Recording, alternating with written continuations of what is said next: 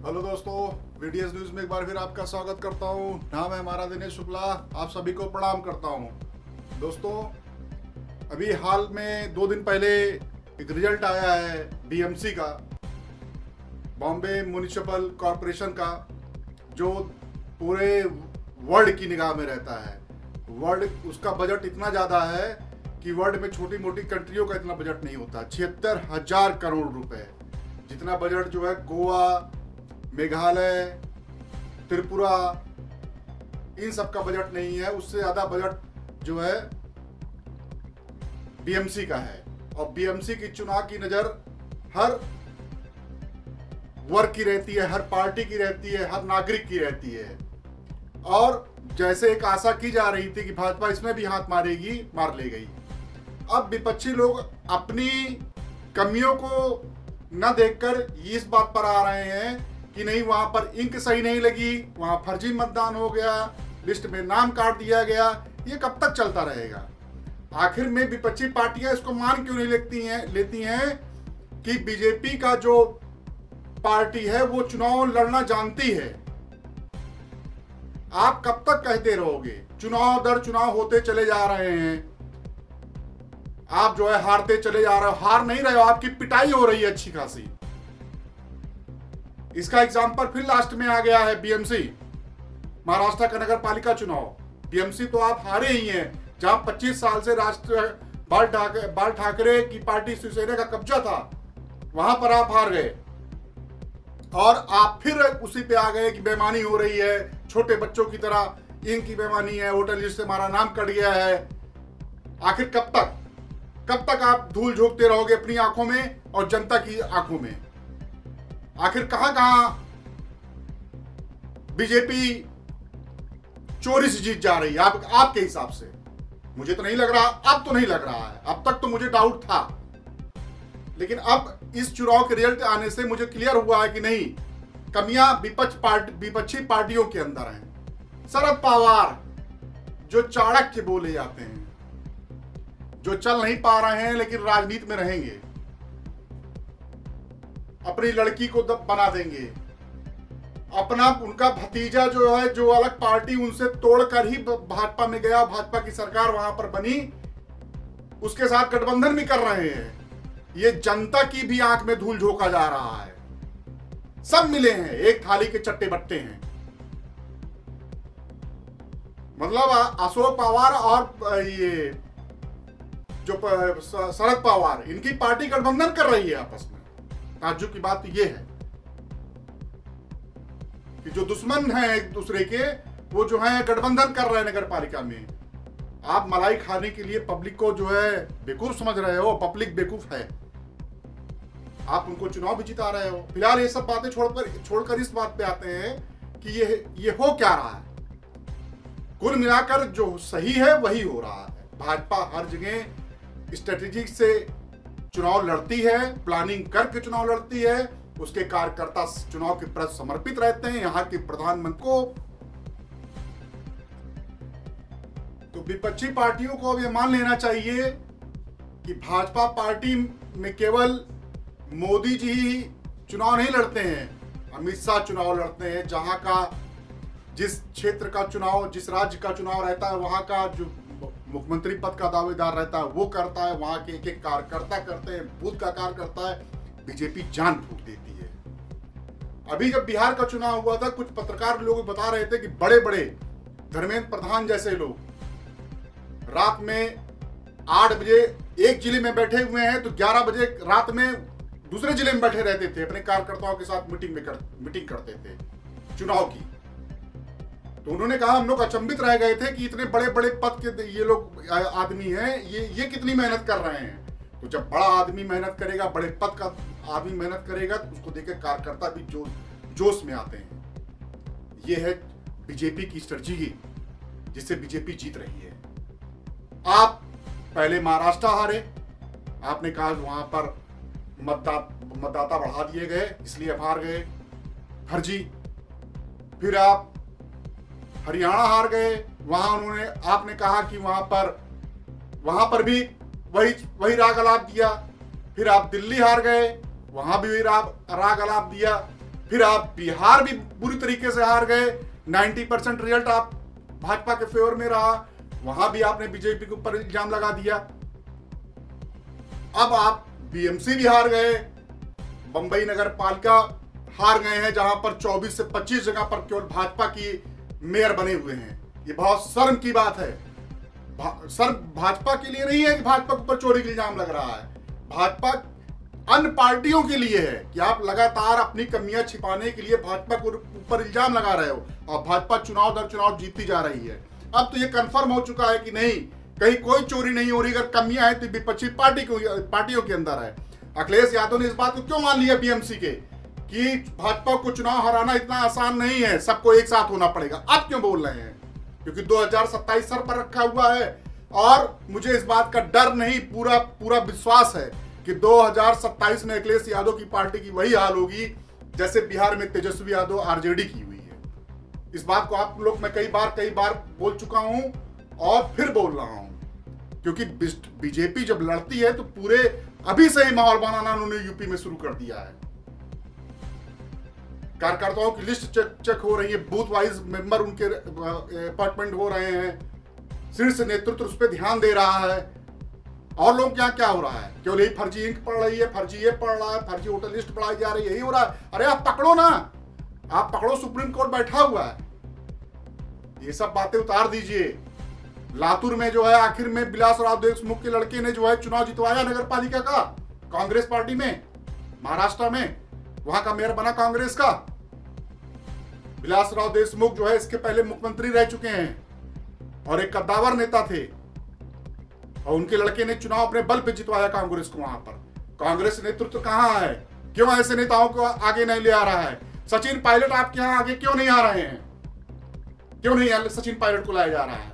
मैं कहता हूं पूरे कांग्रेस पार्टी में उसे दमदार नेता कोई नहीं है। अगर आज उसको सचिन पायलट को अच्छी जिम्मेदारी दी जाए तो काया पलट देंगे कश्मीर से लेकर कन्याकुमारी तक कांग्रेस की। मैं नहीं कह रहा हूं राहुल गांधी खराब लेके चल रहे हैं, राहुल गांधी अच्छा लेके चल रहे हैं, लेकिन उनको भी साथ अपने लीजिए। आप इग्नोर कर रहे हैं सचिन पायलट को, और सचिन पायलट एक कद्दावर नेता है। आगे का फ्यूचर लोग उसमें युवा अपना फ्यूचर देखता है। जहां पर 60% वोटर माने जाते हैं कि युवा हैं, उस व्यक्ति को आप इग्नोर कर रहे हैं। एक जो लिए हुए हैं उनको मुख्यमंत्री का दावेदार बनाए हुए हैं। फिर कर्नाटका में भी आपकी वही हाल चल रही है कि दूसरा जो मुख्यमंत्री का दावेदार था, अभी तक मुख्यमंत्री आपने उसको नहीं बनाया प्रॉमिस करने के बाद। तो विपक्षी पार्टियां अपने अंदर झांकें, भाजपा के अंदर न झांकें। भाजपा बिल्कुल सही चल रही है, सही से भी अच्छी चल रही है। और मैंने चेतावनी दे दी है और रिजल्ट आप लोग देखिएगा उत्तर प्रदेश विधानसभा 2027 का यही रिजल्ट रहेगा जैसे बिहार का था। अगर यही हाल ना सुधारी विपक्षी पार्टियों ने, अगर यही इल्जाम लगाते रहेंगे इंक गड़बड़, इंक सही नहीं है, फर्जी वोटर रखे गए हैं, SIR में हमारे वोटर काट दिए गए हैं, ये सब छोड़िए। क्या यादव भाजपा कुछ वोट नहीं देता है? 2019 में यादवों ने वोट नहीं दिया भाजपा को। ऐसे बातें बंद करिए। उड़ीसा में किसने दिया था वोट जो भाजपा की सरकार वहां बन गई? उड़ीसा में किसने दिया जहां पर बिजू पटनायक जो है 22 साल से 23 साल से राज कर रहे थे, उनकी सरकार हार गए चुनाव। नवीन पटनायक, वहां पर किसने जो है फर्जी वोट डाल दिया? ये सब बातें बंद करिए, अपने अंदर झांकिए। विपक्षी पार्टियां अपने अंदर झांकें। मैं किसी पार्टी का फेवर नहीं कर रहा हूं, लेकिन मैं ये वीडियो मुझे इसलिए बनाना पड़ा कि जो भाजपा के ऊपर लगातार इल्जाम पर इल्जाम लगाए जा रहे हैं कि फर्जी वोटर, ये वोटर, वो वोटर, ये वोटर, ये सब बंद करिए। अपने अंदर झांकिए आप, विपक्षी पार्टियां अपने अंदर झांकें। बीएमसी का चुनाव रिजल्ट आ रहा है तो 89 सीट भाजपा की है, 29 जो है शिंदे की है और जो है 24 जो है कांग्रेस की है और 65 वो दोनों भाई पा रहे हैं, राज ठाकरे, उद्धव ठाकरे। अब क्यों एक हो गए आप दोनों लोग? 20 साल तो आप अलग थे। महाराष्ट्र निर्माण सेना बनकर उत्तर भारतीय हो, तमिलनाडु लोगों को गाली दे रहे हैं राज ठाकरे। क्या रिजल्ट आ गया? राज ठाकरे को बैठा के पूछिए ना, क्या कर लिया आपने? 6 सीट पाए हुए हैं आप, उससे अच्छा तो AIM ने कर लिया है, 8 सीट पाई हुई है। कौन जनाधार है उसका वहां पर? अब कह दीजिए कि नहीं मुसलमानों को भाजपा जिताने के लिए खड़ी हो जाती है। विपक्षी पार्टियां अपने अंदर झांकें, किसी के ऊपर ब्लेम ना लगाएं। ओबीसी उड़ीसा में लड़ने नहीं चला गया था, हरियाणा में नहीं चला गया था, दिल्ली में नहीं चला गया था, जो आप वहां हार गए। वहां किसने हरा दिया आपको? बिहार में नहीं, कौन सा कर, बिहार में भी पाया हुआ है 5 या 6 सीटें हैं ओबीसी की। अब इस बार आपने रणनीति बनाई थी आरजेडी ने कि हम वोट नहीं बढ़ने देंगे मुसलमानों का, तब कैसे आप हार गए? 5 साल का समय दिया था ओबीसी ने आपका, और आपने उसके 6 विधायकों में 5 विधायकों को पिछली बार अपने में मर्ज भी कर लिया था, फिर कैसे ये हाल हो गई? कुल मिलाकर इतना कहना चाहता हूं, विपक्षी पार्टियां हार का ढकोसला बीजेपी के ऊपर न पीटें, खासकर बदनामी न करें बीजेपी की। बीजेपी की रणनीतिकारों की तारीफ करें, खासकर मोदी जी की, कि वो बंदा इतनी उम्र में होने के बावजूद 24 घंटा चुनाव के ऊपर निगाह रखता है। चाहे बिहार का चुनाव रहा हो, बंगाल में देखिए कैसे लगेंगे मोदी जी। क्या रिजल्ट आएगा क्या नहीं आएगा वो तो समय बताएगा। मैं कहता हूं हार भी जाती है बीजेपी तो कोई बात नहीं है, 2 सीट से 74 सीट पहुंचाना मामूली बात था। ये बीजेपी अमित शाह की रणनीति थी। 74 सीट कम होती है। तो आप विपक्षियों से आग्रह है मेरा कि अब इंक, SIR, फर्जी वोट, बढ़ा वोट, घटा वोट, मेरे वोट, तेरे वोट, ये सब बंद करके अपने ऊपर ध्यान दीजिए। यही आपके लिए अच्छा होगा। नहीं तो मैंने रिजल्ट बता दिया अखिलेश यादव का, बात मेरी, फिर ये वीडियो मेरा सेव रखिएगा। अखिलेश यादव की वही हाल होगी जैसे तेजस्वी यादव की हुई है। जैसे तेजस्वी यादव का चेहरा आज के समय में देखिए किसी भी वीडियो फोटो में गिरा हुआ है। ऐसा नहीं है कि मैं उसको बुराई के सेंस में ले रहा हूं, क्योंकि वो आदमी इतनी उम्मीद नहीं किया था कि मेरी 25 सीटें आएंगी। अखिलेश यादव का भी चेहरा इसी तरह रहेगा, बोलने लायक नहीं रहेंगे। इसलिए कमियां भाजपा की निकालना छोड़ दीजिए। जैसे आपने बोल दिया आखिर में बीएमसी का रिजल्ट आने के बाद कि बीजेपी को हराना आसान नहीं है, सब पार्टियों को एक साथ होना पड़ेगा। आपका स्टेटमेंट है अखिलेश यादव, हो जाइए, आप भी लास्ट बचे हुए हैं। बस जहां भाजपा ने इस बार फिर कब्जा किया, उत्तर प्रदेश जीती, विपक्षी पार्टियां साफ हो जाएंगी। भाजपा को साफ करने की जरूरत नहीं है गलत तरीके से, जैसे आप सोच रहे होंगे साफ करने मतलब गलत तरीके से मार देगी, हिटलर शाही चलेगी, ऐसा नहीं है। बीजेपी चुनाव लड़ना जानती है, इसको एक्सेप्ट करिए। नरेंद्र मोदी जी और अमित शाह जी, ये लोग चुनाव लड़ना जानते हैं, उनके कार्यकर्ता चुनाव लड़ना जानते हैं, कैसे कहां विपक्षियों को फंसाना है जानते हैं। आप भी फंसाइए उनको। जो सत्ता में बैठा हुआ है उसके पास तो 50 कमियां मिलती हैं, क्यों नहीं पकड़ रहे हैं आप? पकड़िए। क्या आप इल्जाम ही लगाते रह जाओगे, अपने अंदर कोई सुधार नहीं करोगे? और राज ठाकरे जी आप कहां गए? तो उत्तर भारतीयों और तमिलनाडु लोग को मार रहे हैं, दड़ा दड़ा कर मार रहे हैं। आखिर में चुनाव के रिजल्ट के बाद आप ही पार्टी के ऊपर, उद्धव ठाकरे की पार्टी के ऊपर ही हमला हो जा रहा है। जैसा बोगे वैसा काटोगे। एक जमाना था बाल ठाकरे का कि किसी की हिम्मत नहीं होती थी कि उस पार्टी के ऊपर अपनी आंख दिखा ले। आज ये है कि उद्धव ठाकरे, उसी पार्टी के ऊपर अटैक हो रहा है।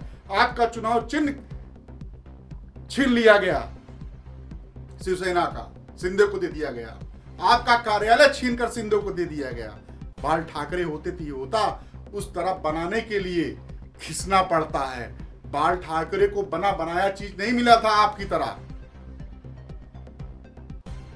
आप अपनी कमियां देखिए, इल्जाम मत लगाइए अब कि भाजपा चोरी कर रही है। विपक्षी पार्टियां जितनी हैं वो फेस टू फेस आकर लड़ें। केवल इस मुद्दे पर बोलना कि चोरी हो रही है, सब बातें बंद कर दीजिए। पब्लिक भी समझ गई है, पब्लिक रिजल्ट जान लेती है चुनाव के पहले कि भाजपा जीत जाएगी और जीत रही है। तो वही मैंने आप फिर एक बोल के चल रहा हूं, लास्ट खत्म करूंगा अपना वीडियो।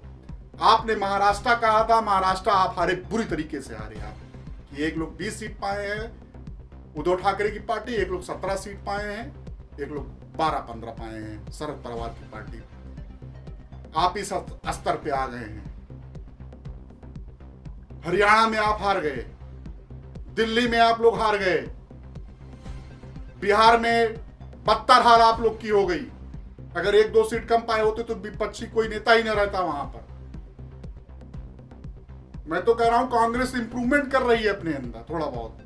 बीएमसी का रिजल्ट आप देख लीजिए, 24 सीट पाई हुई है। वो गठबंधन कर रहे हैं राज ठाकरे के साथ वो 64-65 सीट पा रहे हैं। तो आप लोगों से तो अच्छा वही है, तो एक दो जगह पे कांग्रेस की मेयर भी बना हुआ है। तो कांग्रेस थोड़ा इंप्रूवमेंट में है, ये नहीं कह सकते कांग्रेस खराब चल रही है। कांग्रेस इंप्रूवमेंट में है, आगे भी इंप्रूवमेंट करेगी। कांग्रेस देख रही है 2029, क्योंकि जितना विपक्षी पार्टियों को रुतबा बना के अपना चल रहे थे, ये आरजेडी सपाई ये सब चल रहे थे, उनका एक राहुल गांधी का भी एक वो है कि आप कर लो जितना उछलना है, तो 2029 में आप मेरे हिसाब से चलोगे, क्योंकि आप लोग क्षेत्रीय पार्टी बनकर कुछ ज्यादा ही कूद रहे थे और सबका रिजल्ट सामने अब आ रहा है बारी बारी से कि आप लोग एक एक सीट के लिए तरस जा रहे हो।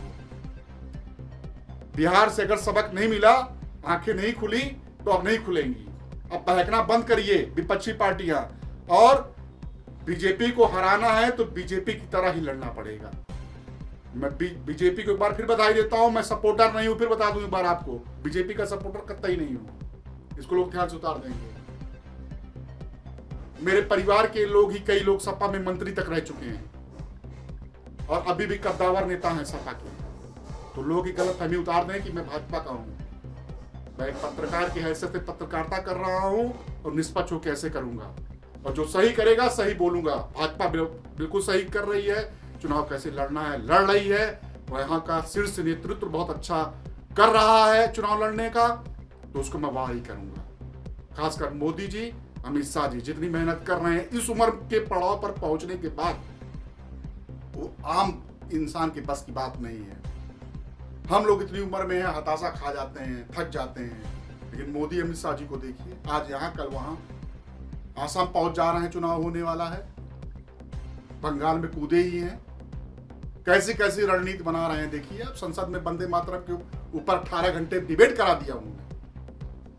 ठीक है, हमको वोट लेना है, हम कहीं से भी लेंगे, कोई मुद्दा उछालेंगे, आप उसको काटिए ना, विपक्षी पार्टी काटे।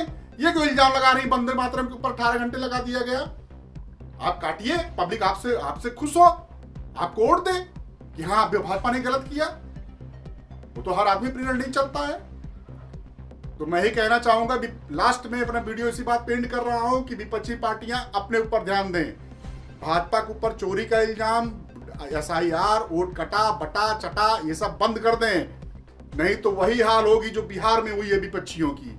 मेरी इस बात को नोट कर लेंगे, 2027 में अगर नहीं सुधरे तो ये रिजल्ट भी आएगा, ये भी आप लोग देख लेंगे। इसी के साथ अपने वीडियो का एंड करता हूं। नेक्स्ट वीडियो में आप लोगों से जल्दी मिलूंगा। मेरा वीडियो डेली नहीं आ पा रहा था, लेकिन अब डेली मेरा एक वीडियो आएगा। इधर भी थोड़ा तबीयत खराब हो गई थी, मैं वीडियो नहीं डाल पा रहा था, अब डेली मेरा एक वीडियो आएगा। इसी के साथ अपने वीडियो का एंड करता हूं। जय हिंद।